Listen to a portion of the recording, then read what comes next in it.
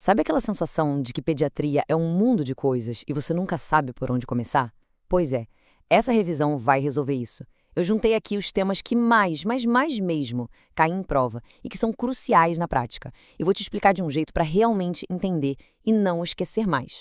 Nosso objetivo aqui é simples: botar ordem na casa e deixar os conceitos mais importantes de pediatria bem claros. Ah, e um aviso: fica ligado até o final, porque o último bloco é só sobre prescrição, do jeitinho que as bancas adoram cobrar. Vale muito a pena ver cada detalhe. Então, olha só o nosso roteiro.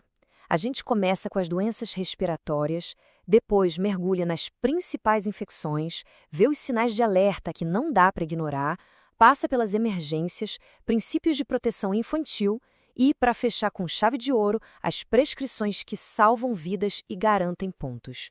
Bora começar? Vamos lá, começando pelo sistema respiratório. E olha, essa é a linha de frente da pediatria, né? É o campo de batalha mais comum. E o nosso primeiro desafio é um clássico das emergências e dos ambulatórios, a bronquiolite.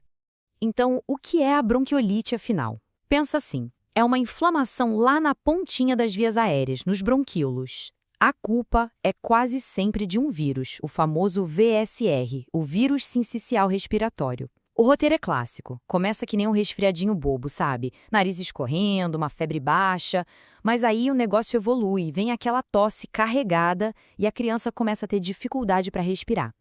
Agora, atenção total aqui, anota isso, circula, passa o marca-texto.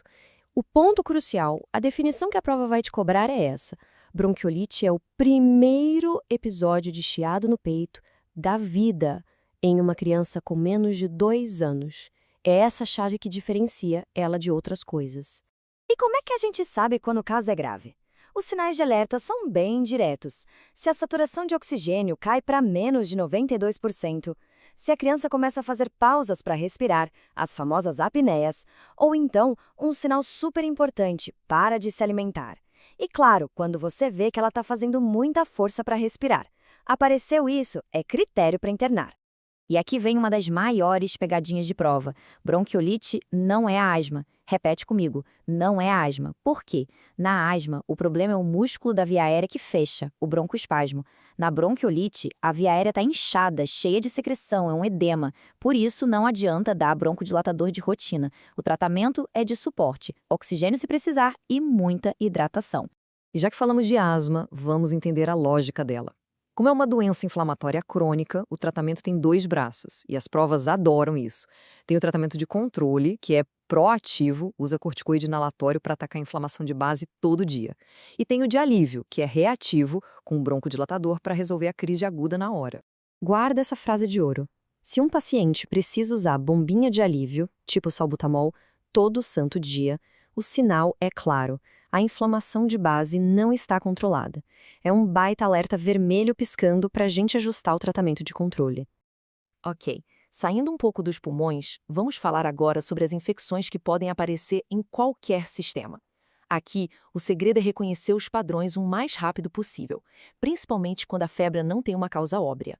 E essa aqui é uma regra de ouro na pediatria, hein? Lactente com febre, mas sem um foco claro, ou seja, não tem tosse, não tem nariz escorrendo, a gente tem que pensar em infecção do trato urinário, AETU, até que se prove o contrário. É uma das causas mais comuns e escondidas de febre nessa idade, e um diagnóstico tardio pode dar problema no rim.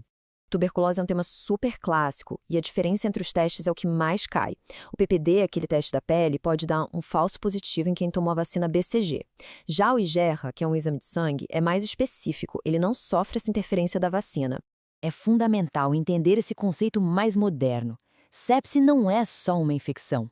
É a resposta totalmente desregulada e exagerada do corpo a uma infecção. É tão forte que o corpo acaba atacando os próprios órgãos. É uma emergência médica que exige ação em minutos. Agora, vamos conectar os pontos entre diferentes sistemas. Sabe aquelas bandeiras vermelhas que, quando aparecem, fazem a gente pensar além do óbvio? Vamos falar delas, começando pelos rins e pelo desenvolvimento neurológico. Essa comparação despenca em prova.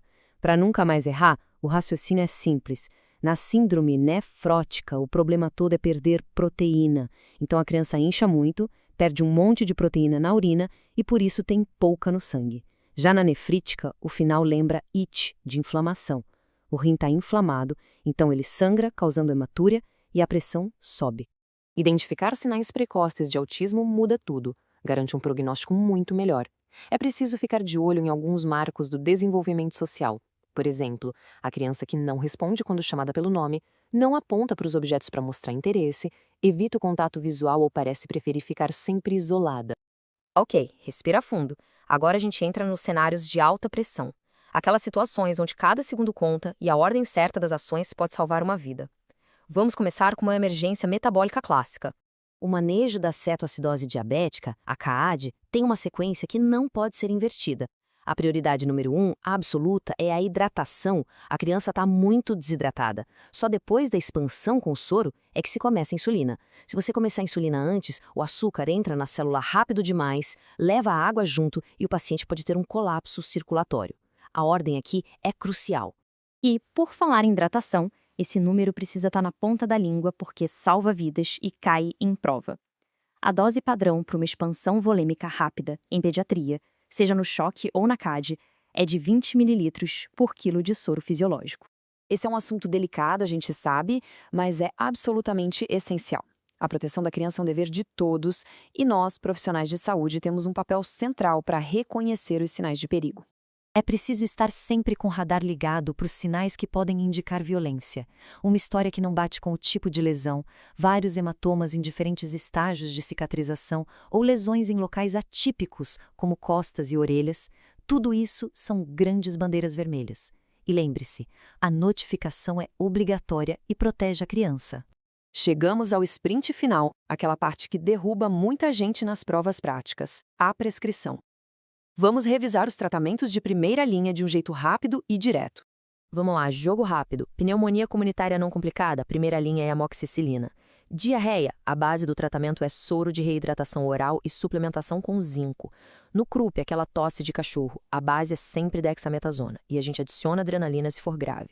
E na crise grave de asma, o tripé é oxigênio, beta-agonista de curta ação e corticoide sistêmico. E com isso, fechamos os tópicos de maior rendimento em pediatria.